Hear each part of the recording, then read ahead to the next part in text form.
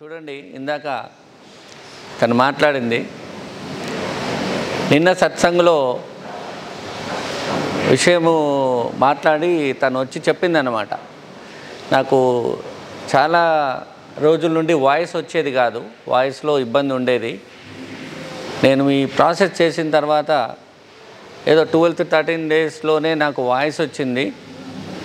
నాకు చాలా ఆనందంగా ఉంది అని చెప్తే నేను అన్నాను, నీ ఆనందం అనేది అది నా చెవిలో చెప్తే కాదమ్మా, నీకు మంచి జరిగింది కాబట్టి అందరికీ చెప్తే వాళ్ళకు కూడా ఒక మోటివేషన్ ఉంటుంది అని చెప్పాను. అయితే లేదండి, రేపు రావట్లేదు సత్సంగ్కి, నేను వేములవాడ వెళ్తున్నాను అంది. అయితే మరి చేసేదేమో చెప్పేదేమో నేను, వేములవాడ పోయి గుడికి ఎందుకు వెళ్తున్నావు నువ్వు, ఆ దేవుడిని అడుగు, మిగతా విషయాలు అక్కడ ఆయనే చెప్తాడు పో అని చెప్పాను. అంటే కామెడీగా దేవుడి దగ్గరకు పోవద్దని కాదు నా ఉద్దేశం.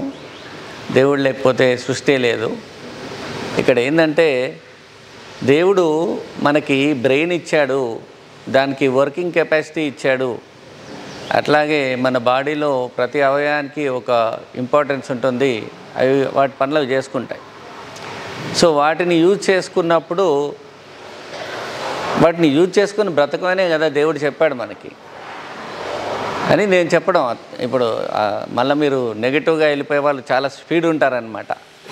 నెగిటివ్గా వెళ్ళిపోవాలంటే వాళ్ళకి ఇంకేం లేదు, వాళ్ళు రాకెట్లాగా వెళ్ళిపోతుంటారు. అందుకనే దేశం ఈ స్థితిలో ఉంది. సో ఇక్కడ ఏంటంటే దేవుడు డైరెక్ట్గా మీకు ఏది చేయడండి. మీరు టెంపుల్స్కి వెళ్ళారు, అన్నీ చేశారు, అన్నీ చేస్తారు. దేవుడు మీలో ఉన్న బుద్ధిని మీకు ఒకసారి మేల్కొల్పోయే మార్గం చూపిస్తాడు. ఆ మార్గం గురువు ద్వారా ఏర్పడుతుంది. కాబట్టి మీరు ఆ మార్గాన్ని కనుక కరెక్ట్గా పాటిస్తే లైఫ్లో చాలా అద్భుతాలు జరుగుతాయి. కొన్నేళ్ల నుంచి గొంతుతో బాధపడ్డ వాళ్ళకి గొంతు వచ్చింది అని అంటే అది ఒక అద్భుతం కదా. నడవలేనటువంటి వాళ్ళు, లేచి కూర్చోలేనటువంటి వాళ్ళు లేచి కూర్చున్నారంటే అదొక అద్భుతమే కదా. సో ఇట్లాగా యోగాలో, ధ్యానంలో చాలా అద్భుతాలు ఉన్నాయండి.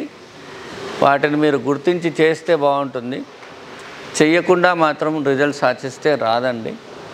సో ఇప్పుడు ఎవరైతే చేస్తున్నారో వాళ్ళు కంటిన్యూ చేయండి, చేయని వాళ్ళు స్టార్ట్ చేయండి.